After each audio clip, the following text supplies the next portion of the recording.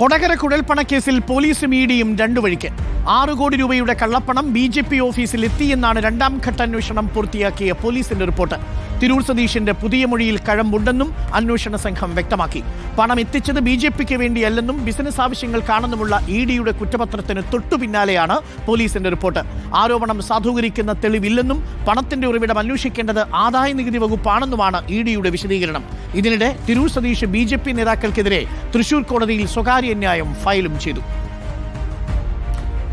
കോടതിയിൽ ഞാൻ പോയി സ്വകാര്യ ന്യായം ഫയൽ ചെയ്തിട്ടുണ്ട്. ഇഡി അന്വേഷിക്കേണ്ടത് ഈ പണത്തിന്റെ ഉറവിടം ആദ്യം തന്നെ ഇഡി അന്വേഷിക്കണം. പണത്തിന്റെ ഉറവിടം അന്വേഷിച്ചിട്ടില്ല. ഈ കൊണ്ടുവന്ന ധർമ്മരാജൻ, ഈ ധർമ്മരാജൻ എന്ന് പറഞ്ഞ ആൾക്ക് ഈ 3.5 കോടി രൂപ എവിടുന്ന് കിട്ടി, അത് അന്വേഷിക്കണ്ടേ? ഇഡി അന്വേഷിച്ചിട്ട് കുറ്റപത്രം കൊടുത്തു എന്ന് പറയരുത്. ഇഡി വെറുതെ BJP ഓഫീസിൽ ഇരുന്നിട്ട് ഒരു കുറ്റപത്രം എന്നുള്ള രീതിയിൽ എന്താക്കി എനിക്ക് സമർപ്പിക്കാനുള്ള കാര്യങ്ങൾ കോടതിയുടെ പരിഗണനയിലാണ് ഞാൻ കൊടുത്തിട്ടുള്ള പരാതി. ആ കോടതി തീരുമാനം പറഞ്ഞനുസരിച്ച് ഞാൻ കോടതിക്കാണ് അത് സമർപ്പിക്കേണ്ടത്. കോടതിയിൽ കൊടുക്കേണ്ട കാര്യങ്ങൾ ഞാൻ കോടതിയിൽ കൊടുക്കും. ആ പൈസ വന്നിട്ടുണ്ട്, പൈസ ഇവർ കൊണ്ടുപോയി, അത് കറക്റ്റാണ്, അതിൽ മാറ്റങ്ങളൊന്നുമില്ല.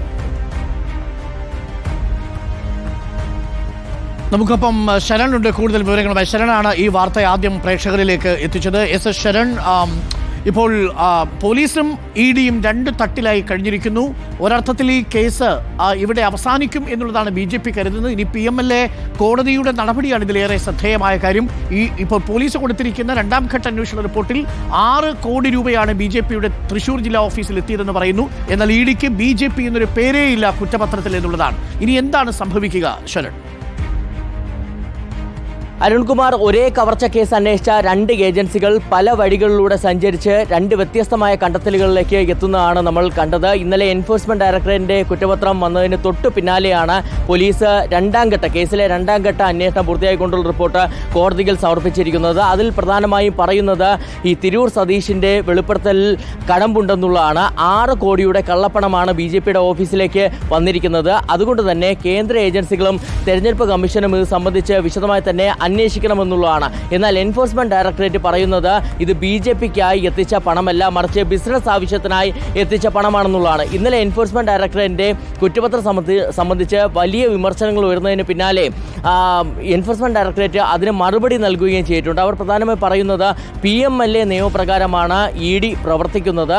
അങ്ങനെ PMLA നിയമപ്രകാരം എന്തൊക്കെ ചെയ്യാൻ കഴിയുമോ അതെല്ലാം തന്നെ ഈ കവർച്ചാ കേസുമായി ബന്ധപ്പെട്ട് ചെയ്തിട്ടുണ്ടെന്നുള്ളതാണ്. ഒരു കവർച്ച നടക്കുമ്പോൾ ആ കവർന്ന പണം, അതായത് ആരൊക്കെയാണ് കവർച്ച നടത്തിയത്, ഈ കവർന്ന പണം ആർക്കൊക്കെയാണ് കൈമാറിയത്, അത് കള്ളപ്പണമാക്കി വെളുപ്പിച്ചിട്ടുണ്ടോ, എവിടെയൊക്കെയാണ് സ്വത്തുക്കൾ വാങ്ങിക്കൂട്ടിയത് തുടങ്ങിയ കാര്യങ്ങളിൽ വിശദമായി തന്നെ അന്വേഷണം നടത്തി പ്രതികളുടെ സ്വത്തുക്കൾ കണ്ടുകെട്ടിയിട്ടുണ്ടെന്നുള്ളതാണ് ഇഡി പറയുന്നത്. മറ്റൊരു പ്രധാനപ്പെട്ട വിമർശനം ഉയർന്നിരുന്നത് ഇതിന്റെ സോഴ്സിലേക്ക്, അതായത് ഈ പണത്തിന്റെ സോഴ്സിലേക്ക് അന്വേഷണം പോരുന്നില്ല എന്നുള്ളതാണ്. അതിന് ഇഡി മറുപടി നൽകുന്നത് അതിനെക്കുറിച്ച് അന്വേഷിക്കേണ്ടത്, അതായത് പണത്തിന്റെ ഉറവിടത്തെ സംബന്ധിച്ച് അന്വേഷിക്കേണ്ടത് IT ആണെന്നുള്ളതാണ്. ഇതോടൊപ്പം തന്നെ പോലീസ് കുറ്റപത്രവും FIRഉം കൈമാറിയിട്ടുണ്ടെന്നുള്ളത് ഇഡി പറയുന്നുണ്ട്. പക്ഷേ ഈ BJP നേതാക്കൾക്ക് എതിരായിട്ടുള്ള ആരോപണങ്ങൾ സാധൂകരിക്കുന്ന തെളിവുകളൊന്നും തന്നെ പോലീസ് കൈമാറിയിട്ടില്ല.